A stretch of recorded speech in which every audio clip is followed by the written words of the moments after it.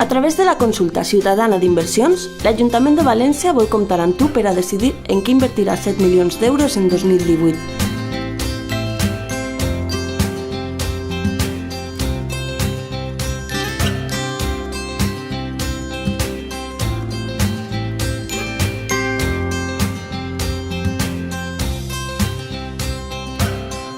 De l'1 al 15 de desembre, totes les persones majors de 16 anys empadronades en el municipi de València podran votar a través de la plataforma web Decidim València o quan s'acudisca als punts de votació presencial electrònica habilitats a l'efecte.